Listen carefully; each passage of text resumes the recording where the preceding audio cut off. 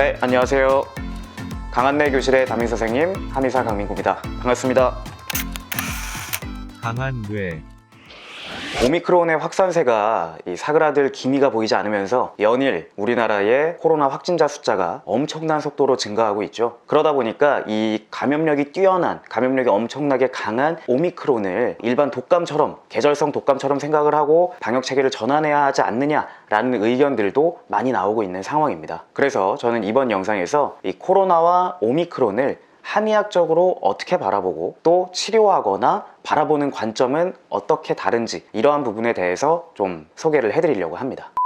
자, 사실 이 한의학의 역사는요, 어떻게 보면 이 감염병에 대한 투쟁의 역사와 이 궤를 같이 한다고 볼 수가 있겠습니다. 지금처럼 뭐 위생이나 맥난방, 영양, 의료 이런 부분들이 갖추어지지 않았을 때에는 감염병이 우리 사람에게 가장 위협적인 존재가 되었었거든요. 특히 귀족이나 뭐 왕족 같은 고위 신분들을 제외하고 일반적인 백성들 같은 경우에는 감염에 굉장히 취약할 수밖에 없었죠. 그러다 보니까 이 한의학 서적을 보면 예전에 의안, 진료 기록을 의안이라고 하는데, 이 의안들의 대부분은 감염과 관련된 부분들을 다루고 있습니다. 현재까지도 한의학 서적 중 가장 영향력이 큰 책으로 평가받는 이 상한론이라는, 장준경이라는 의사가 쓴 상한론이라는 책은 감염병이 시작이 되었을 때 그 증상의 양상에 따라 한의학적으로 어떻게 대처를 하느냐, 어떤 처방, 어떤 약재를 이용해서 그 환자를 치료하느냐에 대해서 다루고 있고요. 이 책은 지금까지도 한국, 중국, 일본을 비롯한 대부분의 한의학적 치료법에 지대한 영향을 끼치게 됩니다. 그만큼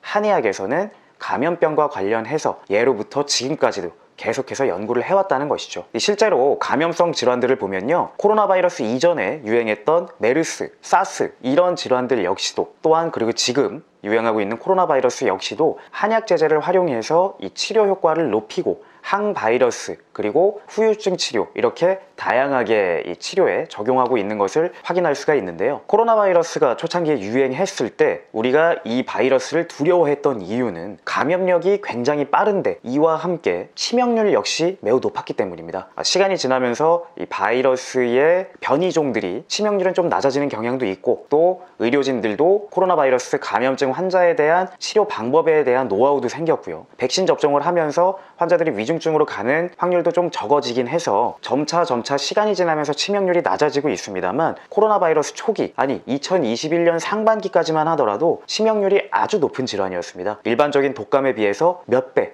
혹은 10배 이상까지도 치명률이 된다고 계산할 정도로 아주 무서운 질환이었기 때문에 우리가 그 확산세를 막고자 하는 데에 총력을 기울였던 것인데요. 또한 이 코로나 환자와 일반 독감 환자 사이에는 증상에 있어서도 차이점을 확인할 수가 있었습니다. 일반적으로 우리가 생각하는 감염성 질환 증상뿐만 아니라 상복부의 불쾌감이나 소화불량, 식욕부진, 설사 이런 소화기 증상이 같이 나타나는 빈도수가 굉장히 높았고요. 또한 한 가지 특징적인 것이 후각 그리고 미각이 떨어지거나 혹은 아예 소실되거나 이런 증상들도 꽤 많이 보고가 되고 있었습니다. 특히 이 후각이나 미각의 저하는 PCR 검사에서 음성으로 판정이 되면 우리가 코로나 바이러스에서 회복이 되었다고 통상적으로 생각을 하잖아요. 이렇게 바이러스에서 회복이 되었음에도 불구하고 감각이 돌아오지 않는 경우가 많아서 많은 환자분들이 이 코로나 후유증에 대해서도 두려움을 많이 갖고 계셨는데요. 일반적으로 이 독감과 같은 감염성 호흡기 질환은요, 한의학적으로 풍, 바람풍, 그리고 한, 차가울 한, 이렇게 풍과 한 두 가지 병리적인 이 요인이 있다라고 얘기를 해왔습니다. 하지만 이 증상의 차이에서도 볼 수 있듯이 코로나 바이러스는 일반적인 독감과는 다른 부분이 있었는데요.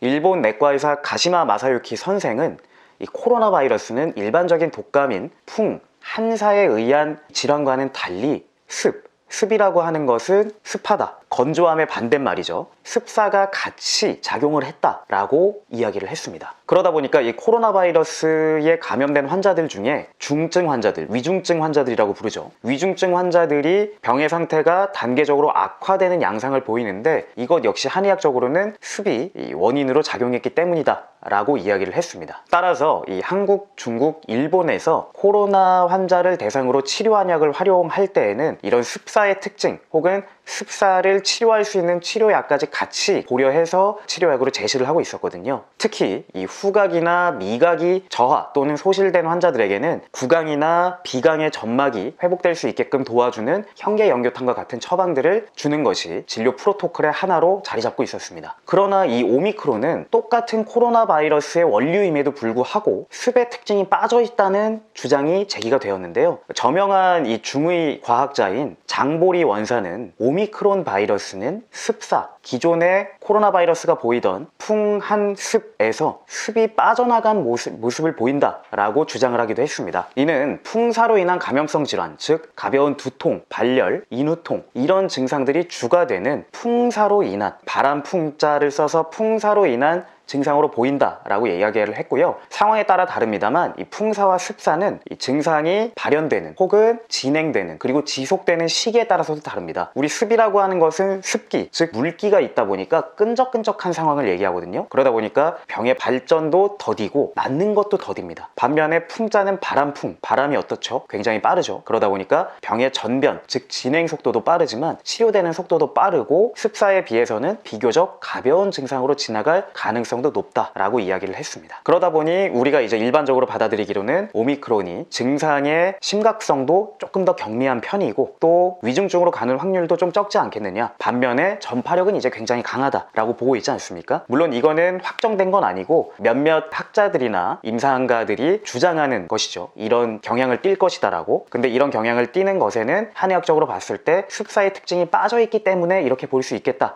라고 이제 얘기를 하는 것이고요. 코로나 바이러스는 이 감염력 자체도 좀 두려웠지만 감염된 확진자들의 이 증상 그리고 후유증 이런 부분에 있어서도 워낙 고생을 많이 하시다 보니까 더욱더 이제 관리를 하는 것에 있어서 좀 신경을 썼어야 했는데 오미크론은 뭐 조심스럽게 추측하기로는 확진자가 워낙 많아지고 있어서 조심스럽습니다만은 그래도 코로나 바이러스 초창기에 심각성보다는 조금 덜하지 않겠느냐라는 이제 전망도 있다는 것, 그것을 이제 한의학자들, 한의학을 연구하는 중국, 일본의 한의학자들도 이렇게 예측하고 있는 면이 있다라는 것을 이제 여러분들께 말씀드리고 싶었고요. 그렇다고 할지라도 감염력이 워낙 강하고 또 오미크론 바이러스가 어떻게 진행될지는 아직 아무도 잘 모르기 때문에 방역 수칙을 잘 지키시고 개인 위생도 꼼꼼히 하시는 것은 당연히 신경을 써주셔야겠습니다. 구독, 좋아요 부탁드립니다.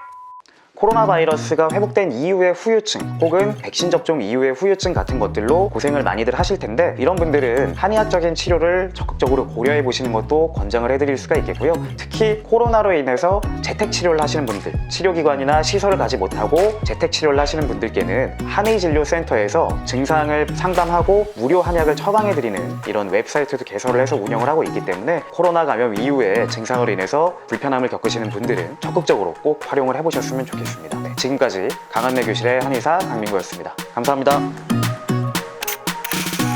강한뇌